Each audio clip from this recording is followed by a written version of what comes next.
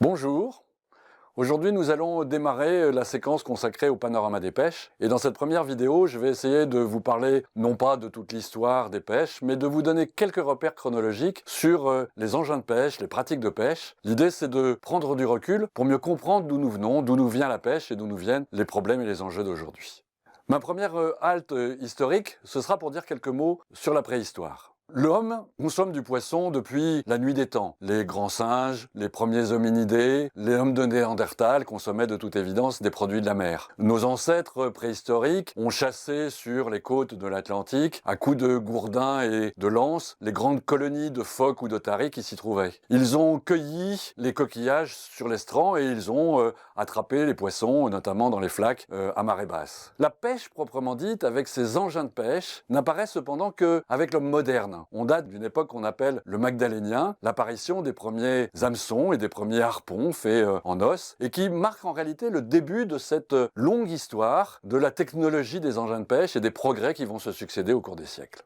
Seconde halte, à l'époque des Grecs et des Romains, de l'Antiquité. Là, les témoignages sont beaucoup plus nombreux, il y a des récits, il y a les menus des plats qui se servaient à Athènes et Rome, il y a des représentations graphiques et, en particulier, cette fresque qui date du IIe siècle. Tous ces témoignages nous indiquent un certain nombre de choses. La première, c'est que les hommes avaient déjà découvert la biodiversité marine. Ils exploitaient une très grande variété d'espèces, de poissons, de mollusques, de crustacés. La seconde, c'est que la technologie des pêches avait déjà fait des progrès considérables. On pêchait avec des lignes, avec des filets qu'on laissait dans la mer et avec toute une variété de casiers. C'était une pêche fondamentalement côtière, avec des petites embarcations qui ne s'éloignaient guère de la côte. C'était aussi une époque d'une incroyable abondance des espèces. Et ça, pour bien se rendre compte, il faut s'arrêter un instant sur les engins qui étaient utilisés, sur la taille souvent ridicule des engins qui étaient utilisés. Sur certaines représentations, on voit que les pêcheurs pêchaient avec un trident. Et à quiconque doute de l'abondance passée des ressources de la mer, je dis, allez en mer, sur un petit bateau, et essayez de pêcher à la manière des Grecs et des Romains, en attrapant du poisson avec un harpon. Vous en reviendrez, j'en suis sûr, persuadé que la mer à cette époque ne ressemblait pas à ce que nous connaissons aujourd'hui. Cette petite pêche côtière, elle a perduré tout au long du Moyen-Âge, et notamment sur la côte de l'Atlantique, où on utilisait les mêmes petites barques, les mêmes engins. Mais sur la côte de l'Atlantique, il y a l'existence des marais. Et ces marais ont permis le développement d'une pêche sur l'estran, cette zone qui dégage à marée basse. On pratiquait énormément la pêche à pied sur l'estran. Mais on pratiquait aussi la pêche sur ce qu'on appelle les pêcheries fixes, ces installations en bois ou en pierre, dans lesquelles le poisson rentre avec la marée montante et se retrouve avec la marée basse. On estime que cette pêche sur l'estran, et en particulier les pêches dans les pêcheries fixes, ont représenté la majorité des captures dans un pays comme la France, tout au long du Moyen-Âge et vraisemblablement jusque vers le XVe, voire le XVIe siècle.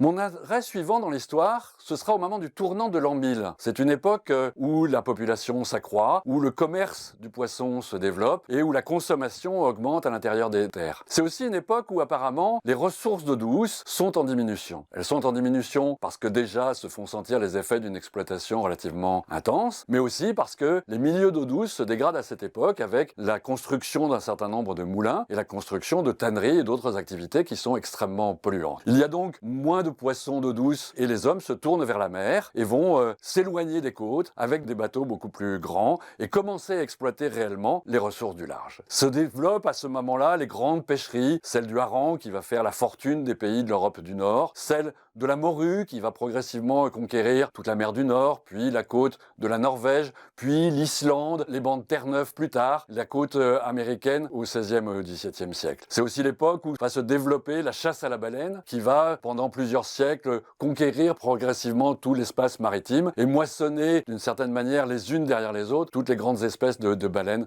présentes dans les océans. Je voudrais m'arrêter sur deux grands conflits du millénaire. Le premier, c'est la très longue bataille qui a opposé les pêcheries fixes dont je parlais tout à l'heure à la pêche à pied. La pêche à pied était pratiquée comme une activité vivrière pour nourrir sa famille, le village et les habitants de la côte. Les pêcheries fixes appartenaient aux seigneurs, plus tard aux grandes abbayes, et étaient la source du commerce du poisson. Et ces deux types d'activités sur l'estran sont entrés en conflit d'usage, à une époque où, certainement, la ressource a commencé à se raréfier. Et il y a eu de multiples tentatives, notamment des ordonnances royales de François Ier, de Henri III plus tard, au XVe et au XVIe siècle, pour essayer d'interdire les pêcheries fixes et de rendre l'estran à la population pour son activité vivrière. Déjà, en 1642, Richelieu disait « La pêche du poisson s'en va ruiner sur nos côtes, là où elle abondait autrefois, à cause des parcs multipliés sur les grèves. » C'est vous dire que les questions de raréfaction de la ressource ne datent pas d'hier. Et cette bataille va perdurer jusqu'au milieu du XIXe siècle, jusqu'à ce qu'un décret de Napoléon III interdise les pêcheries fixes,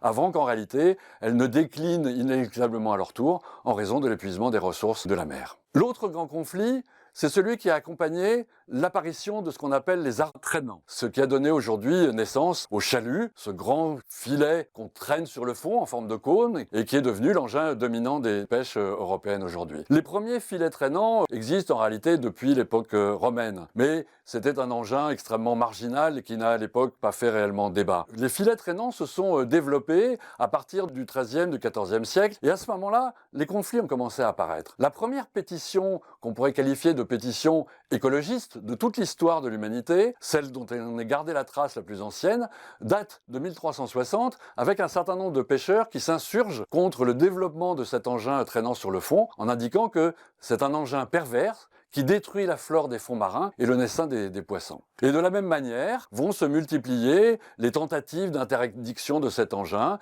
notamment avec, là aussi, des ordonnances royales au XVIe et au XVIIe siècle. Ça donne lieu également à un conflit sur les côtes de la Méditerranée, où les pêcheurs catalans viennent pêcher avec le ganguy, parce que l'engin a été interdit sur les côtes et donc sont en conflit d'usage avec les engins de pêche utilisés par les pêcheurs locaux. Là aussi, il y aura 3 siècles de conflits d'usage autour de la rareté de la ressource, avant que les arts traînants ne soient cette fois-ci au contraire définitivement autorisés par le même décret de Napoléon III en 1852.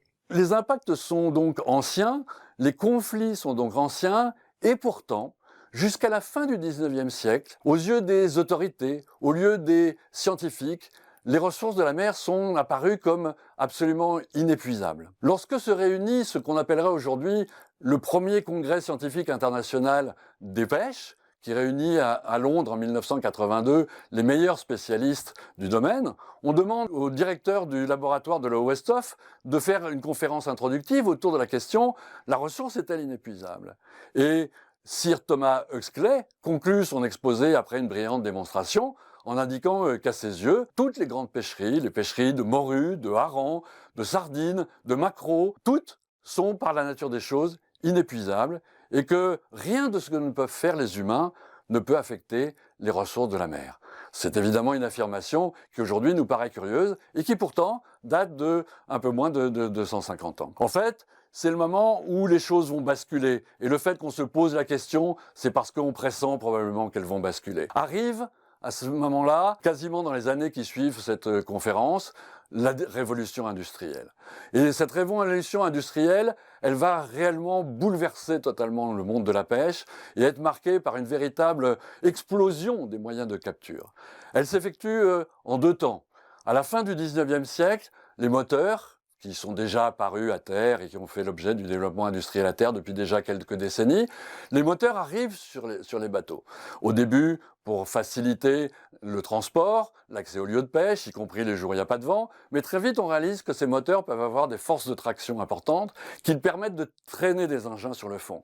Et on va donc inventer la forme moderne de notre chalut d'aujourd'hui, un chalut qui est maintenu ouvert non plus par une perche, mais par 2 grandes ailes, ce qu'on appelle les panneaux, les chaluts à panneaux, et qui permet d'avoir un engin avec des ouvertures beaucoup plus grandes. Un engin plus grand, nécessitant des moteurs plus puissants qui permettent un chalut de plus en plus grand. En quelques années, la puissance de pêche va être démultipliée. Et on estime qu'un chalutier à vapeur en 1898, avec ce nouveau chalut à panneaux, représente l'équivalent de 8 dragueurs à voile des années 1883, juste quelques années auparavant. En Europe, entre la fin des années 80 et la Première Guerre mondiale, on estime que la pression de pêche, la puissance de pêche représentée par les moyens de capture a été multipliée par 6, alors que la production a été multipliée par 2. L'expansion des pêches a réellement pris son envol. La pêche se développe entre deux guerres aux États-Unis, assez peu en Europe en raison des différentes crises économiques, et on assiste après la Seconde Guerre mondiale à une seconde révolution industrielle. Elle est marquée par l'arrivée du moteur diesel, mais également par tout un ensemble d'innovations, les cocassiers, le chalut pêche arrière, et surtout tout l'appareillage électronique, les engins pour se positionner en mer, radio gonio, aujourd'hui GPS, les sonars pour voir le poisson sous l'eau. Tout le secteur des pêches est à cette époque en mutation. Même dans les pays du Sud, les pirogues du Sénégal que vous avez là s'équipent de moteurs, s'équipent de glacières pour aller pêcher plus loin.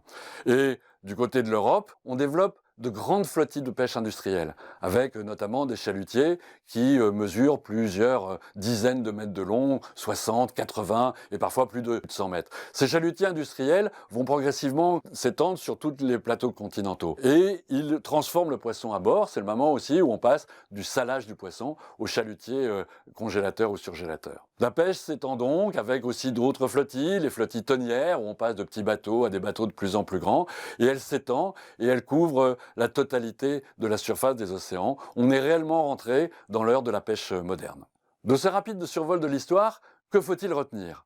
La première chose, c'est que la pêche est une histoire ancienne et que toute cette histoire a été faite d'innovation avec un objectif principal, pour ne pas dire unique, qui a été d'avoir des engins de pêche toujours plus efficaces, toujours plus performants, pour pêcher, si possible, une quantité de poissons toujours plus importante, si la mer le permet. La deuxième idée, c'est que les impacts sont extrêmement anciens. Il est probable que des mammifères présents sur les côtes ont vu leur population diminuer de manière dramatique dès la préhistoire. Des stocks de poissons d'eau douce, des migrateurs comme par exemple les sturgeons, un certain nombre de requins en mer ont vu leurs ressources diminuer de manière également très forte dès le Moyen-Âge. Et pour toutes les ressources du large, les impacts de la pêche se font sentir, certainement depuis plusieurs siècles, et sont à l'origine, depuis plusieurs siècles, de conflits d'usage entre pêcheurs. En même temps, il faut être bien conscient que tout s'est accéléré de manière vertigineuse depuis la fin du XIXe siècle avec l'apparition du moteur et plus encore après la Seconde Guerre mondiale avec la généralisation du progrès technologique et l'industrialisation. Dans ce processus, les hommes ont rencontré d'une certaine manière les limites de la biosphère et nous vivons aujourd'hui dans un monde aux ressources raréfiées dont l'exploitation implique des moyens de capture très important et qui pose un certain nombre de questions sur l'avenir et sur la durabilité, d'où nous parlerons évidemment dans les vidéos suivantes.